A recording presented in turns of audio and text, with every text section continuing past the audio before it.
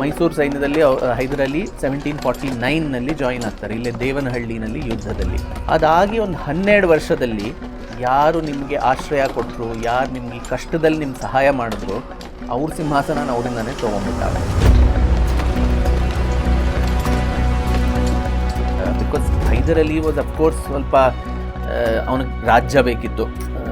ಅವನೊಂದು ಹಿಂದೂ ರಾಜನಿಂದ ಒಂದು ಹಿಂದೂ ಬಹುಸಂಖ್ಯಕ ಒಂದು ರಾಜ್ಯದಲ್ಲಿ ಅವನು ಆಡಳಿತ ಮಾಡ್ತಾ ಇದ್ದಾನೆ ಅನ್ನೋದಕ್ಕೋಸ್ಕರ ಜಾಸ್ತಿ ಇದೆಲ್ಲ ಹಿಡಿನ್ ಬಾದರ್ ಕನ್ವರ್ಷನ್ ಆಗಲಿ, ಟೆಂಪಲ್ಸ್ನ ಡಿಸ್ಟ್ರಾಯ್ ಮಾಡೋದು ಅದೆಲ್ಲ ಮಾಡ್ತಾ ಇರಲಿಲ್ಲ ಮೈಸೂರೊಳಗೆ. ಸೊ ಅಂತಂದರೆ ಈಗ ಇವರು ಇಸ್ಲಾಮಿಕ್ ಸ್ಟೇಟಾಗಿ ಕನ್ವರ್ಟ್ ಮಾಡಬೇಕು ಅಂತ ಅಂದ್ಕೊಂಡಿದ್ದು ಆ ಟೈಮಲ್ಲಿ ಅಂತಂದರೆ ಕಂಪ್ಲೀಟಾಗಿ ವಿಚ್ ಇನ್ಕ್ಲೂಡ್ಸ್ ಬೆಂಗಳೂರು ಕೂಡ ಆಗಿದೆ.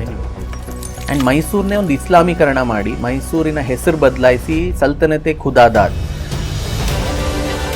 ಕನ್ನಡನ ತೆಗೆದುಬಿಟ್ಟು ಪರ್ಷಿಯನ್ನ ಕೋರ್ಟ್ ಲ್ಯಾಂಗ್ವೇಜ್ ಮಾಡಿದ್ದು. ಭೋಜನಕ್ಕೆ ಕರೆದು ಅವರು ದೇವಸ್ಥಾನದಲ್ಲಿ ಊಟ ಮಾಡ್ತಾ ಇರುವಾಗ ಒಂದು ಎಲ್ಲ ಬಾಗಿಲು ಮುಚ್ಚಿಬಿಟ್ಟು ಒಂದೇ ಬಾಗಿಲಿಂದ ಆನೆಗಳನ್ನ ಬಿಟ್ಟು ಅವ್ರನ್ನ. So this is in his own letter, it's not manufactured, his own written letter, convert even the dead ಕೊಡುವಾಗ. ಆಲ್ಮೋಸ್ಟ್ 60,000 80,000 ಕ್ರಿಶ್ಚಿಯನ್ಸ್ನ ಅಲ್ಲಿಂದ ಮಂಗಳೂರಿಂದ ಅವ್ರನ್ನೆಲ್ಲ ಆನೆ ಕಾಲಿಗೆ ಕಟ್ಟಿಸಿ ಅಲ್ಲಿಂದ ಎಳ್ಕೊಂಡು ಶ್ರೀರಂಗಪಟ್ಟಣದವರೆಗೂ 300 ಕಿಲೋಮೀಟರ್ ದೂರ ಗರ್ಭಿಣಿ ಮಹಿಳೆಯರು ಅದರಲ್ಲಿ ಹೋಗ್ತಾ ಇದ್ದಾರೆ. ಇಸ್ಲಾಂನ ಅಕ್ಸೆಪ್ಟ್ ಮಾಡಿಕೊಂಡ್ರೆ ನಿಮಗೆ ಒಳ್ಳೆಯದು, ಇಲ್ಲಾಂದರೆ ನಿಮ್ಮ ಮೂಗುನ ಮತ್ತು ಲಿಪ್ಸ್ನೆಲ್ಲ ಕಟ್ ಮಾಡಿ ನಿಮ್ಮ ಕತ್ತೆ ಮೆರವಣಿಗೆ ಮಾಡಿಸೋದು, ಈ ಥರ ಕ್ರೌರ್ಯಗಳನ್ನು ಮಂಗಳೂರು ಕ್ರಿಶ್ಚಿಯನ್ಸ್ ಅನುಭವಿಸಿದ್ರು.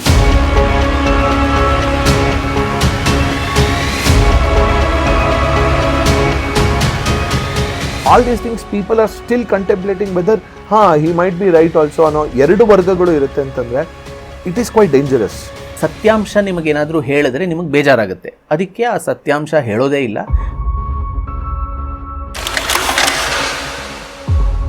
ನಿಮ್ಮ ಹಣ ನನಗೆ ಬೇಡ, ನನಗೆ ಶಿವಲಿಂಗ ಬೇಕು ಅಂತ ಅದನ್ನು ಒಡೆದು ಅದ್ರ ಪುಡಿ ಮಾಡಿ ಅದನ್ನು ಗಜ್ನಿಗೆ ವಾಪಸ್ ತೊಗೊಂಡು ಹೋಗಿ ಅಲ್ಲಿ ಮಸ್ಜಿದ್ದಿನ ಮೆಟ್ಟಲ್ಗಳೇನಿದೆ ಅದನ್ನೆಲ್ಲ ಅದನ್ನು ಹಾಕ್ಬಿಡೋದು.